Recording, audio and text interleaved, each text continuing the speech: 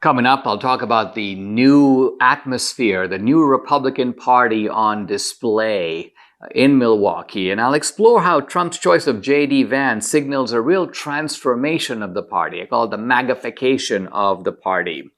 I also want to argue there's now every reason for the Secret Service director to step down, but there's one reason why Biden might be protecting her. Hey, if you're watching on Rumble or listening on Apple, Google, or Spotify, please subscribe to my channel. This is the Dinesh D'Souza podcast.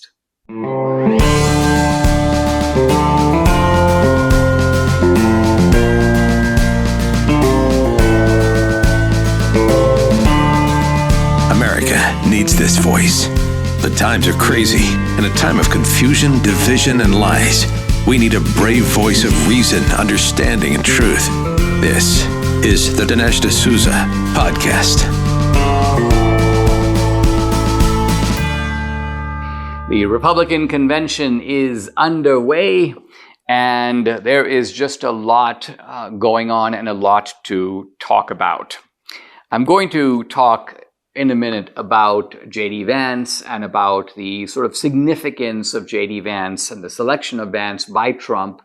I think it signals the magnification, you may say, of the Republican Party, and I'll say what I mean by that. But let me talk about a few other elements that are very striking. I'll start by talking about my friend Harmeet Dillon. Harmeet Dillon gave a prayer at the RNC, at the convention, and it was a Sikh prayer. Now, who are the Sikhs? Well, the Sikh religion was a breakaway from Hinduism. It's the guys with the turbans, and they are a minority in India, and their religion is really little more than a sort of an ethical system. But in any event, Harmeet is a very devoted Sikh. She's also a very devoted conservative, and she is a Trump conservative, and she has been fighting really hard through her law firm and at considerable sacrifice to herself for the Trump and the MAGA cause. She's represented Trump, she's represented other people who have been shafted by the left, and she's taken on these cases pro bono, or she's raised the money for it herself. She's just a great person. I actually knew Harmeet from her younger days when she was, a sophomore at Dartmouth. I had graduated at the time, but I was sort of on the board of the Dartmouth Review, and so I met Harmeet in that context. And so, wow, it's kind of funny to see, because grown-up Harmeet is just sort of a recognizable version of young Harmeet, just as serious, just as intense. But some people are actually bashing her and giving her heat for doing this Sikh prayer. Now, I think this actually gets to the larger theme of the convention, which is to say, look, we need to make some distinctions between theology on the one side and politics on the other. I mean, it would make no sense to attack someone who on the conservative side, let's say, for being a Catholic or being a Jew. Now, you can say we don't want a Catholic giving a sermon in a Baptist church, or vice versa, or we don't necessarily want a Jew giving the sermon at a mass. All right, but that's at a mass. Now, what is the Republican Party? The Republican Party is a coalition. It's a team, and it's a political team. And it's a political team that not only has Catholics and Protestants, but it also has Jews, and it also has some Hindus, and it has some conservative Muslims. And we want all these guys. Why? Because we actually need them. We need them to enlarge our team in a very tough battle against a secular radical left that is against the things that we stand for in common. And I don't just mean the political things. Even Harmeet's ethical system is conservative. So I think it's short-sighted, mean-spirited, and makes no sense to bash someone like Harmeet, who has already proven her credentials and proven her loyalty, if you will, to the cause. She's a favorite of Trump. He likes her a lot. I like her a lot. And so I thought I would make that point. Now, this leads me to a point that Frank Luntz, of all people, made this morning. And that is, he said, I looked at the Republican Party, and he said, I looked at the people there at the convention, and he goes, it was different than any Republican Party I have seen before. And I think I know what he means, because I've been to some of these conventions. I'm not a regular convention goer. That's why I'm not at this one. I tend to step back from these kinds of things and observe them. But I've been to a couple of them, going back to the Reagan days. And the Republican Party traditionally is a very sort of a predictable party. You can see who the kinds of guys who are going to be at the convention. You're going to have some veterans and some military guys. That's the patriotic side. And then you're going to have some conservative intellectual types. And then you're going to have some small business guys. And then you're going to have some cultural conservatives and some guys representing, let's say, the evangelical movement. And this is the Republican standard bearers, if you will. But if you looked at the scene, and this is what Frank Luntz is talking about, he noticed there's a remarkable number of blacks. There are a number of working class people, not only working class people in the aisles, but the head of the Teamsters Union, who would never be expected to speak at the Republican Party, there he is, praising Trump, praising Vance. And then you see you've got some people with tattoos and bohemian outfits. And there are some conservatives who are a little uncomfortable at all this. And in fact, I saw a couple of people that I know and certainly follow on social media bashing Amber Rose because they're like, Amber Rose is a slut. Amber Rose is not the kind of person that we want to see at the Republican convention. Now, I don't think in fairness to these guys who are saying this, that they mean that somebody like Amber Rose shouldn't be allowed to attend. But what they're saying is we don't think she should be allowed to speak because she doesn't really reflect the cultural conservatism of the Republican Party. But again, my view on that is, wait a minute, what is she there to speak about? I mean, is Amber Rose stepping up and making the case for abortion? Absolutely not. What Amber Rose is talking about, and this is a woman, by the way, with 20 million fans on Instagram. So this is a woman of some influence. I think there's a certain thought process that goes in why you have someone like that speaking. They're there to speak about the fact that if you're in popular culture, you absorb all kinds of lies. Lies that are not only in the media, not just at NBC News, not just at The View, but lies that creep into the culture of Hollywood and the culture of music, the culture of entertainment, the kind of jokes that you hear from Jimmy Fallon and the comedians. And so all of that gives you a certain picture.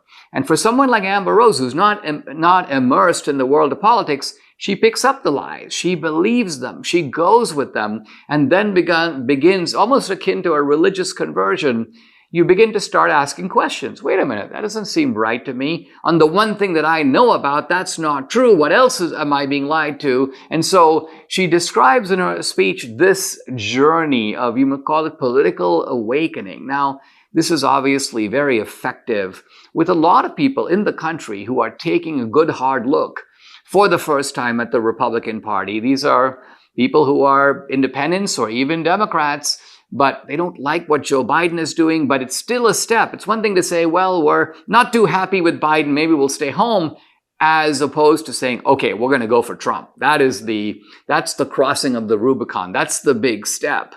And so again, my view on Amber Rose, and this, I would apply this view in general, is that it doesn't matter if you got a speaker who's gay, as long as they're not speaking in praise of the gay lifestyle, LGBTQ. This is my Pride Month speech at the Republican convention. No.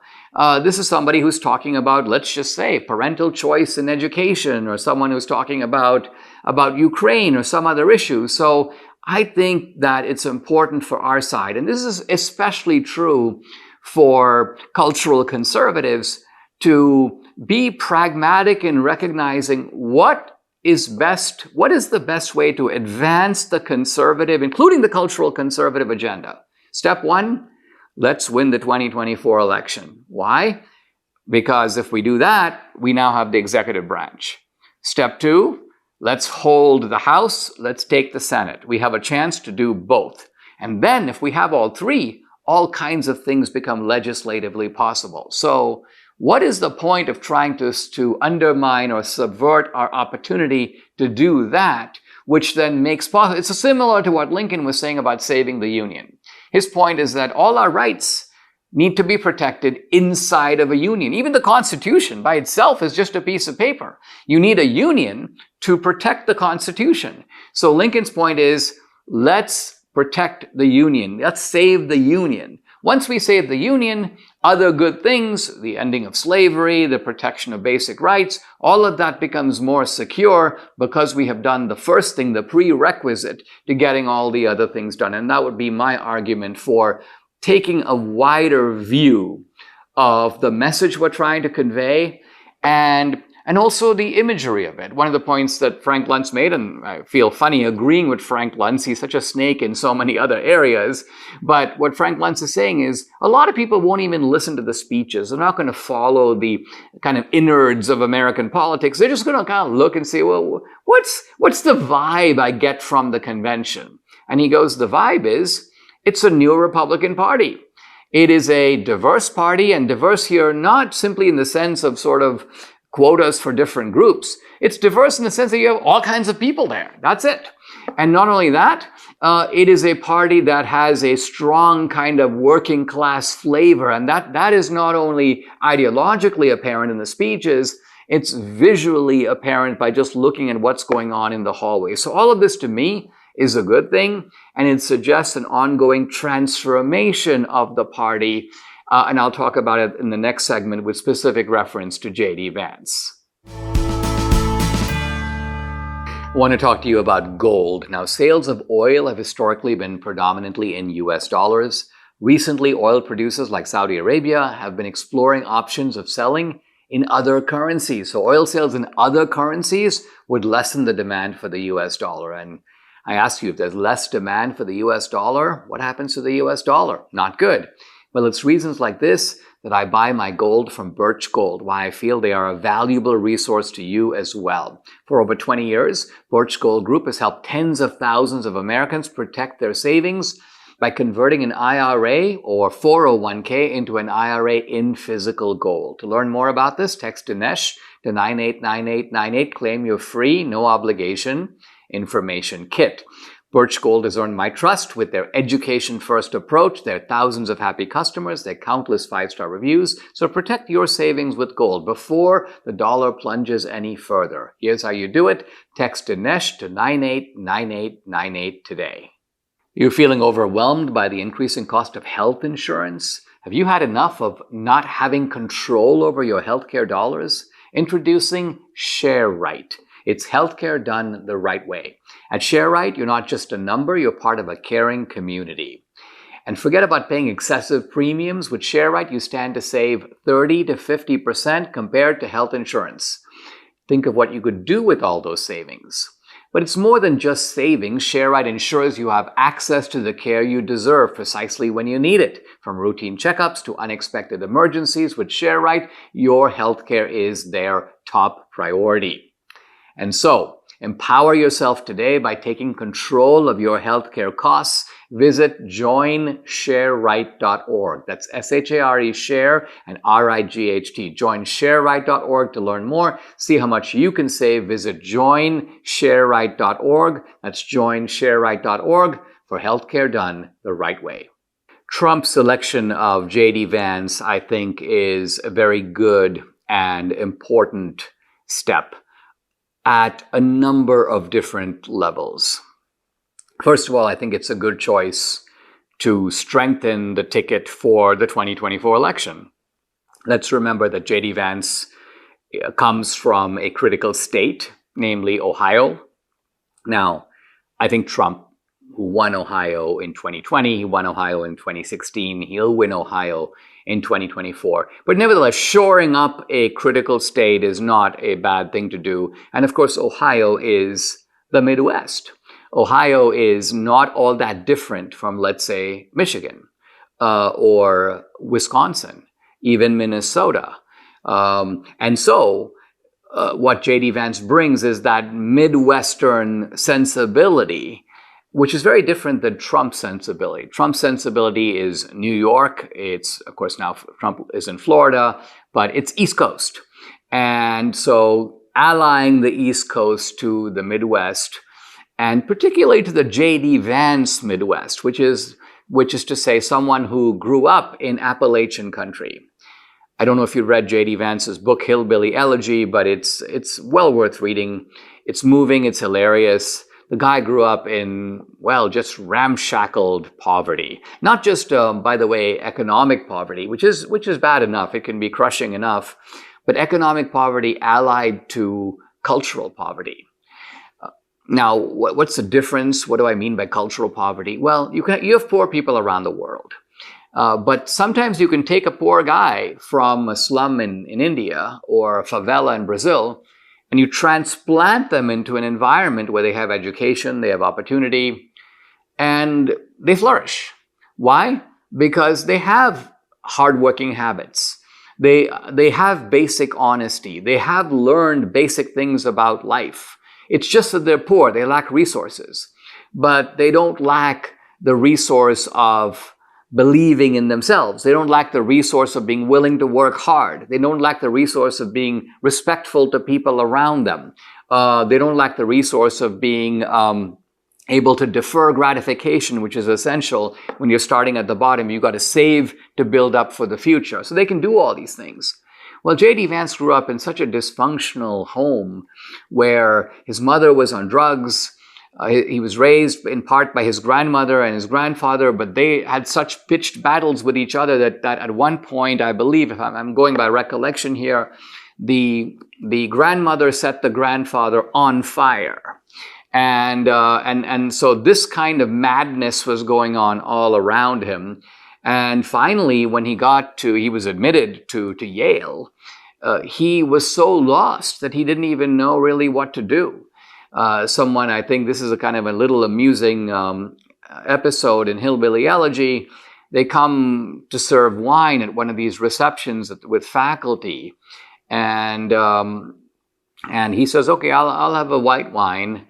And they say, well, do you want a Chablis? Do you want a Chardonnay? Do you want a Zinfandel? And he looks at them like, are you playing a joke on me? Because he thought wine is like white wine and red wine. There's no other type of wine. There's no types of wine. So this is the world in which J.D. Vance grew up. And yet, he's a guy who has an excellent education. He's smart. He's worked in business. He's actually married to an Indian woman named Usha. They have, I believe, 2, maybe 3 children. I'm not exactly sure. And I've had him on the podcast a couple of times. In fact, it's kind of funny because he has an Indian wife. He knows that Dinesh in India is pronounced more like Dinesh. So he goes, hello, Dinesh. Thanks for having me on your show. And in any event, he's a good guy. And I remember Debbie almost casually observing after he came on the podcast, this guy has a really big future in the Republican Party, and he might make a really good president. Partly because, like Abraham Lincoln, this is a guy with let's say a log cabin type of story. He's come up from the ground up. And this is a guy, at the same time, who has that perfect combination, I think, which is that he is familiar with the world of the elite. He's not intimidated over there. He has actually now lived there. He's gone to a very good school. He's been part of boardrooms. And so he's like Trump in that respect. Trump is somebody who went to the Wharton Business School. Trump is somebody who has moved in culturally elite sectors of American life. He's been on business boards. He's dealt with the commissioner of this and the building commissioner of New York and gets calls from the mayor. So that's the kind of mover and shaker world. And at the same time, Trump has simpler roots on the construction site, talking to guys on the lot. And the same with J.D. Vance. He has simpler roots, and I don't think he's forgotten them. So that combination of simplicity and complexity, of, you may say, working class origins and background, and at the same time, a certain measure of cultural sophistication. So you know how to deal with these elites. You know who they are. You know where they're coming from. Vance has it in the same way that Trump has it. And I think this is all a new direction for the Republican Party. Now, a new direction in what way? I mean, now, is the Republican Party ceasing to be a Reaganite party? Is it ceasing to be a conservative party? Not at all. You can go back and look at pictures of young Trump with Reagan. You can go back and you can talk to J.D. Vance. I'm quite sure he is a mega fan of Reagan. So these are people in the Reaganite mold. And by and large, on the broad constellation of issues, they would agree with Reagan. And so if you think about the three prongs of Reaganism, America should be strong and not be pushed around or kicked around or taken advantage of. Well, I mean, that's a theme that resonates completely with Trump. He's been talking about it all his career, the ways in which America gets taken advantage of, and that it takes a strong leader to block that. Number two, the idea that we need a vital economy that is that creates jobs, and particularly small business jobs and prosperity, and that we need low taxes and low regulations to enable that. There's no departure from that. One of the first things Trump did in 2016, when he had a narrow House and Senate majority, passed a tax cut. So I don't think, and on the cultural issues, if anything, the party has become more conservative, and Trump and J.D. Vance are in that mold. So, for example, take the pro-life issue.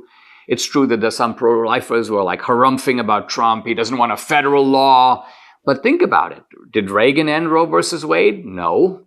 Did Reagan appoint justices who would consistently vote against Roe versus Wade? No.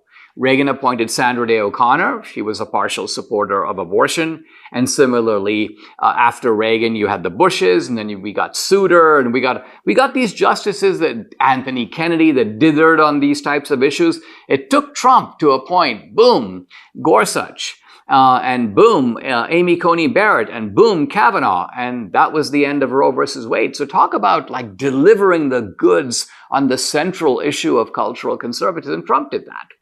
And J.D. Vance, again, I think is of that mold. So where's the difference? I think the only difference comes not even so much with Reagan, but a little bit with Bush, which is this kind of enthusiasm to commit U.S. troops abroad, which, by the way, Reagan never did. Reagan was very reluctant to do that and didn't even do that when the Soviets invaded Afghanistan in 1979. Now, on trade, there is a greater concern on the part of Trump and J.D. Vance than there was in the Reagan era for these decimated working class communities. And I think rightly so. It was not obvious to us in the 80s and 90s that this was a serious problem. I admit I was much more in the sort of free trade Reaganite camp.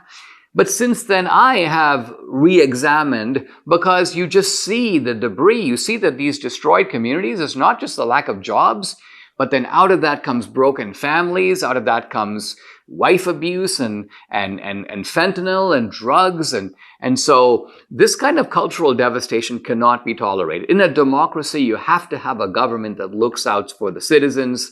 And so that is the sort of ideological new direction of MAGA. But again, to me, it is not a break with Reaganism, but merely a sort of recalibration of it to today's circumstances. Really, the main feature of MAGA is it's a different temperament. It's a more of a fighter's temperament, and I think it's more suited to the fighting times that we live in. It's more suited to dealing with the gangsterization of the Democratic Party. It's more a frame of mind. If you think of somebody like Paul Ryan on the one hand and Trump on the other, it's not that they're ideological opposites. It's really that they are two radically different personalities. They bring a whole different vision and a whole different vibe. Basically, Paul Ryan is the vibe of the sort of dull accountant. Somebody who wants to go through the budget and strike out line items. Trump, on the other hand, is a visionary. Trump, on the other hand, is a kind of a boss. And has a completely different way of dealing with the Democrats than, say, Paul Ryan would. So, for all these reasons, I think I welcome this new direction of the Republican Party. If Trump had gone for somebody like, well, he wasn't going to go for somebody like Nikki Haley, but if he went even for somebody like Rubio, and Debbie and I like Rubio, and we think Rubio would have helped Trump in certain other ways. But nevertheless, I think that the choice of Vance ends up being, if not the best choice, an excellent choice, and a choice of somebody that will carry the MAGA torch beyond Trump. I mean, it's early to be thinking past Trump. And I'm not really doing that. But on the other hand, anyone who's making a decision of this magnitude has got to realize that whoever you pick is going to have the inside track in the Republican Party to continue the torch. And I think by picking someone younger and by picking somebody who shares the Trumpian spirit, Trump is ensuring that the MAGA spirit, will live on past and beyond Donald Trump.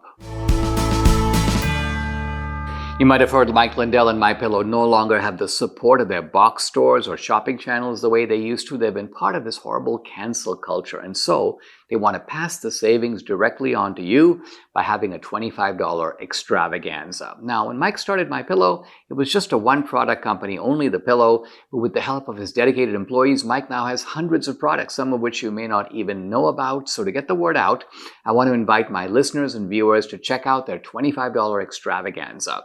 2-pack multi-use MyPillows, $25. MyPillow sandals, $25. 6-pack towel sets, $25. Brand new 4-pack dish towels, you guessed it, $25. And for the first time ever, the premium MyPillows with the all-new Giza fabric, just $25. By the way, orders over $75 get free shipping as well. So this is a great deal. Call 800-876-0227, the number again, 800-876-0227, or you can go to mypillow.com to get the discount, to get the free shipping. You got to use the promo code. It's DINESH, Dinesh. You know what? I've never seen a discount this big from Balance of Nature, and this discount is for a limited time, so today is the day to take advantage of it. Now look, if you've listened to me for any length of time, you've heard me rave about Balance of Nature's amazing fruits and veggies in a capsule. These are supplements. You've heard their customers rave about how much they love Balance of Nature, how good it makes them feel. But if you've been on the fence about ordering, today's the day you jump the fence, because right now, for a limited time, Balance of Nature is taking 50% off your first set as a preferred customer during their summer savings promotion. But you got to use my special code when ordering. The code is America. So take the risk-free money-back challenge today. Use discount code America to get 50% off your first order. Here's how you do it. You call 800-246-8751. That's the number, 800-246-8751. Or you can go to balanceofnature.com. When you use discount code America, you'll get 50% off. It's an extraordinary offer, 50% off your first set today. Get this. We're now back to talking about the assassination attempt on Trump. And the director of the Secret Service, a woman named Kim Cheadle, has given an interview with ABC News. And she says in the interview that she thought about putting snipers on the roof, the very roof where the shooter was, but she noticed that it was a sloped roof. And so she didn't want anyone to slip and fall on account of safety. Now, let me give you her actual quote. That building in particular has a sloped roof at its highest point. And so, you know, there's a safety factor that would be considered there, that we wouldn't want to put somebody up on a sloped roof. Now, this is so bizarre that it is deeply disturbing, because it's one thing for someone to come out and basically say, look, you know, we got our signals scrambled. We relied too heavily on local law enforcement. I mean, those would be troubling but believable explanations of what has happened here. But I simply got on video and took a look at what goes on at the White House every day. The White House, by the way, has a sloping roof. And guess what? There are people standing up there with guns. So they're perfectly capable of standing on a sloped roof. Then I went back and looked at where the shooter was. And while there is a part of the area that is a sloped roof, there's also an area that's completely flat. There's no reason you couldn't have put agents or an agent there, and he would have been right next to the shooter. There's no way the shooter could have spent 2 or 3 minutes or 4 minutes up there using a device to measure distance, and then being able to go inside and out of his backpack and then aim his gun and fire multiple shots. I mean, there is no way. Not to mention the fact that when we have Secret Service to protect the president, whose safety comes first? So is it the safety first of the officer? Oh, the guy may fall off the roof. So what? The point is, isn't neutralizing a potential threat against the president your job? So now, are we dealing with incompetence here, or mere incompetence? I want to actually make the case that that is increasingly looking like it can't be the case. Why? Because even with incompetence, there's a limit. There's a limit. And the limit is when you find 4 or 5 separate levels of incompetence, then something else is going on.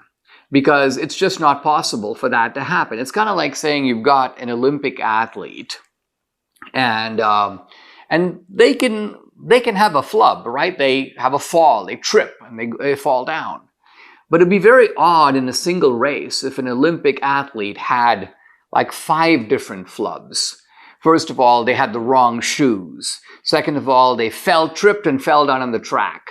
Third, they had some sort of a heart attack a little further down the track. Fourth, they were found to be malnourished and hadn't eaten enough to complete the... If you keep adding it up, you're like, this is completely inconsistent with what an Olympic athlete would do. Something else is going on. Maybe the athlete wanted to throw the race. Or maybe someone else made a bet and told them, I'll pay you $1 million if even though you're the favorite if you lose. Something else is up. And I would say something else is up here for a number of reasons. Let's look at some separate episodes that are going on. First of all, this is all against the backdrop of the Democratic Party and the Biden regime having demonized Trump as Hitler, as a tyrant, as a threat to the American way of life. So these are the people who are running the government. These are the people who are the bosses of the Secret Service and the intelligence agencies and the cops. So, apparently, at the same time that Trump was speaking, some Secret Service resources were diverted to a Jill Biden event. Again, was that just because it's Dr. Jill Biden and she deserves more protection than Trump? Or is it because, you know what, let's get the best agents over here because we want something else to be going on over there? Then, this is the most obvious, call it like assassin's paradise. This is the spot where the shooter would have the best chance of being able to shoot from the top, unobstructed, at Trump. And that's the part that was unguarded.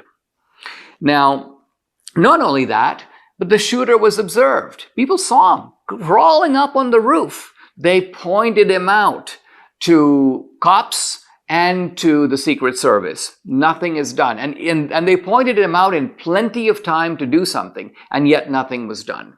Now, I mentioned yesterday or the day before, if you look at the guy who shot the shooter, that guy apparently had his sights trained on him beforehand. I say that because the gun didn't have to move. It's not like he was looking around and trying to find the guy and then he aims and shoots. No, he had him in his sights and he was trained on the guy, and then he draws his head back.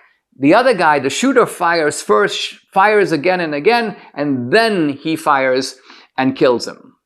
That's strange.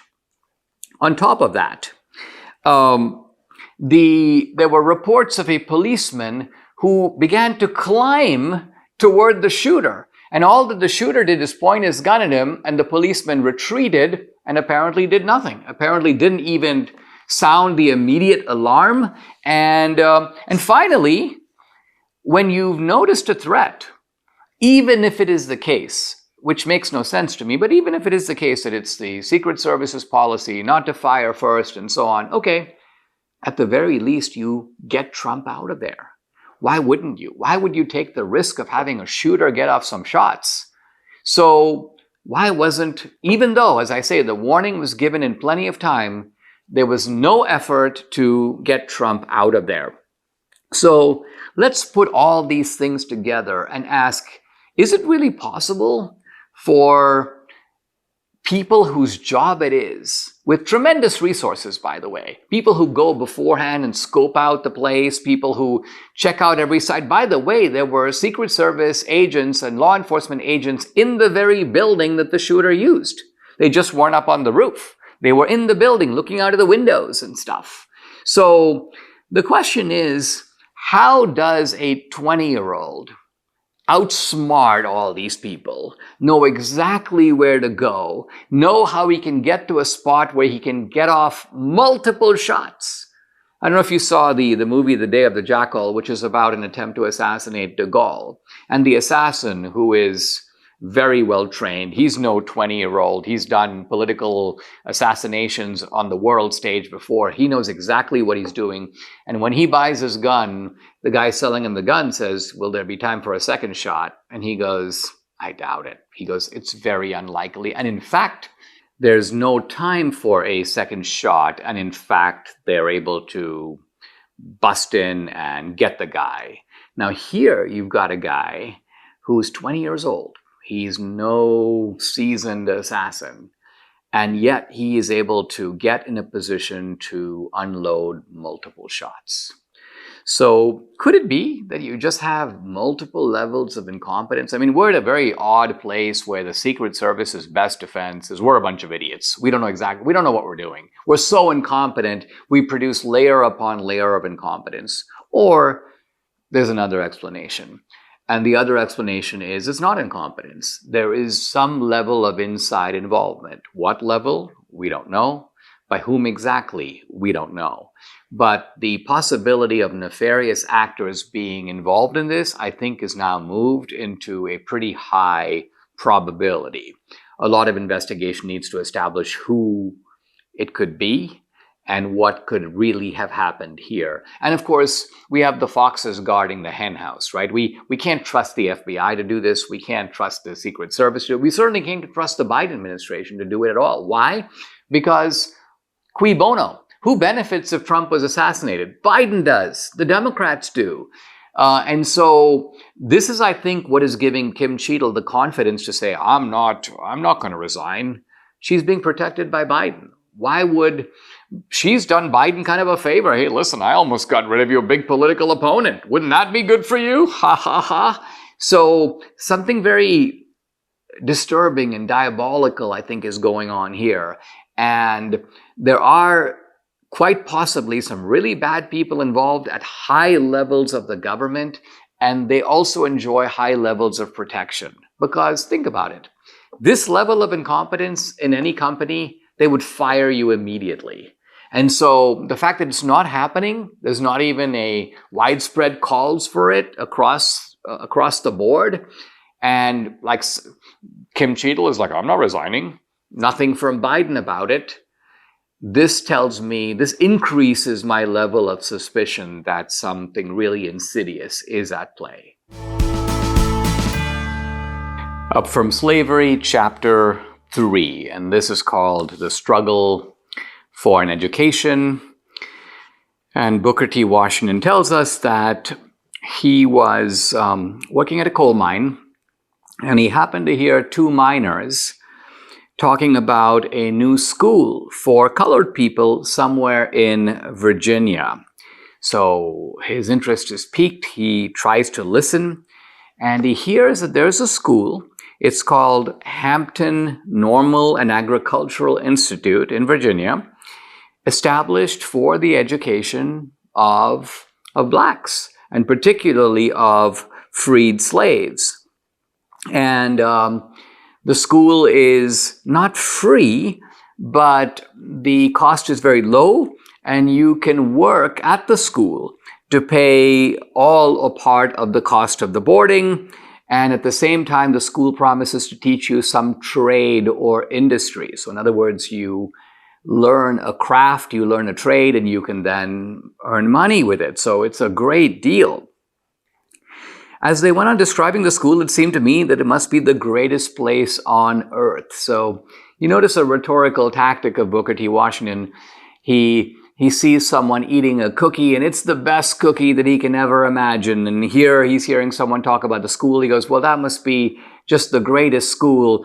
It's a little bit, in a funny way, like Trump. I mean, Trump tends to go to the limit, right? I mean, if it's a burger at Mar-a-Lago, it's the best burger ever made. And if he's got a good record with his endorsements, he's got a greater record than anyone else who's ever had a record. And so we have with Booker T, this is not exaggeration. This is a rhetorical style of emphasizing how eager he is to go to this school. And yet he says that although he wanted to go, I had no idea where it was, or how many miles away, or how I was going to reach it. And he goes, I thought about this day and night. And he said, then I heard that there was a woman in Virginia who was originally from Vermont. Her name is Viola Ruffner. She's the wife of a general. And so she is a Yankee. She's a Northerner. And she is looking for someone to work in her house, kind of as a sort of a houseboy, if you will. And Booker T thinks, if I go to work there, maybe I'll earn a bunch of money, some money, a little money, and that will then enable me to go to the school, and I'll have some resources. Well, first of all, I do have to get there. And once I get there, to enroll and maybe to have some money to cover my expenses. The problem is this woman, Mrs. Ruffner, is known to be extremely strict, in fact, bordering on mean. But Booker T is not deterred. He applies. He's hired, $5 a month. That's his salary. And he says he observed the woman very carefully, and he realizes she's strict, but it's only because she wants things done a certain way. She's extremely clean. She wants everything to be spotless. She is a stickler for punctuality, and she wants complete honesty and frankness. So no stealing the cookies and saying, I don't know where they are. Nothing must be sloven or slipshod. Every door, every fence must be kept in repair. Now, this is, you may say, tailor-made for Booker T. Washington, because he brings to this job a dedication, a focus, an industry that is probably a little hard to even imagine today. And he says that over time, he earned Mrs. Ruffner's trust because she realized, A, this guy devotes himself, he works unbelievably hard, he's completely honest and trustworthy, and so she begins to rely on him more and more. And he says, the lessons I learned in the home of Mrs. Ruffner were as valuable to me as any education I have gotten anywhere since. So often that, as in all things, the techniques that you learn later, techniques of, say, writing a book or making a movie or running for president, are all dependent upon prior qualities that are far more basic. Qualities of dedication, punctuality, not leaving a task until it's done, wrestling with the problem in your head until you've solved it, not letting it go, so to speak. All of these qualities, Booker T. Washington says, I'm learning those things. And even though I learn more complicated things later, these basics are going to be indispensable to me. And then Booker T. Washington says that he was given a little bit of time to be allowed to read. Very important to him. And of course, he can hardly read at all. But he begins to develop what he calls my first library. Now, it's not a library. He just has a handful of books. There's no pattern or plan to them. It's whatever he can pick up. And he goes, I secured a dry goods box. I knocked out one side. I put some shelves in it. I began to putting into it every kind of book I could get my hands on, and I called it my library. Many of these books, I'm quite sure he had no idea how to read. And then he says he continued to follow Hampton and make a plan for going there. And he said he found it really interesting that a lot of older people, older blacks, who themselves, the sort of days of education have passed them by, they're not going to be able to go to Hampton. But he says those people took an interest in me. They wanted to help me. It's almost like they can't get an education, so Booker T gets it kind of in their stead. And this is so cool. He goes, some of these older people would give me a nickel, others a quarter, or a handkerchief. So the very little that they can spare just to help him out. Finally, he says, the great day came, and I started for Hampton. I had a small, cheap satchel with a few articles of clothing. That's pretty much all he has. And off he goes. He says, my mother was at the time weak and broken in health. I hardly expected to see her again. Let's remember, this is a time when you make a journey. Who knows when you'll get back? She, however, was very brave through it all. So here you have the mother who recognizes that the son is on his way to try for a better life. And so she's like, go, do it. The distance from Malden to Hampton is about 500 miles. I had not been away for many hours before it became obvious I did not have enough money to pay my fare to Hampton. Even his savings, $5 a month, didn't add up to all that much. He is traveling on the mountains on a stagecoach, so he can go some of the journey on a train, but some of it, no trains. He has to go by stagecoach, and the stagecoach at night pulls up at a very ramshackled, cheap hotel, a common unpainted house with a sign that just says hotel. And he says, all the other passengers except me were whites. In my ignorance, I suppose that the little hotel existed for the purpose of accommodating the passengers who traveled on the stagecoach. He's like, oh, maybe the stagecoach company has arranged for some accommodation. Of course, he's completely wrong. And so he goes up to the guy. Now, he doesn't have a lot of money, very little, but he's willing to put up that money. He's willing to sleep in a barn, or sleep in an empty room. He's willing also to work to earn a little money to pay for his lodging at the hotel. But he goes, without even asking as to whether I had money, the man at the desk firmly refused to even consider the matter of providing me with food or lodging. Segregation. So Booker T. Washington comes face to face with something that he doesn't have experience of. He has experience of slavery, ironically, but segregation is something new.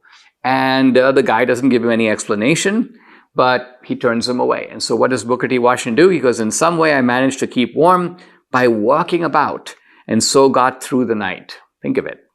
Walking outside, just huddling and avoiding the cold. Finally, he says, by walking, begging rides both in wagons and cars, after a number of days, I reached the city of Richmond, Virginia.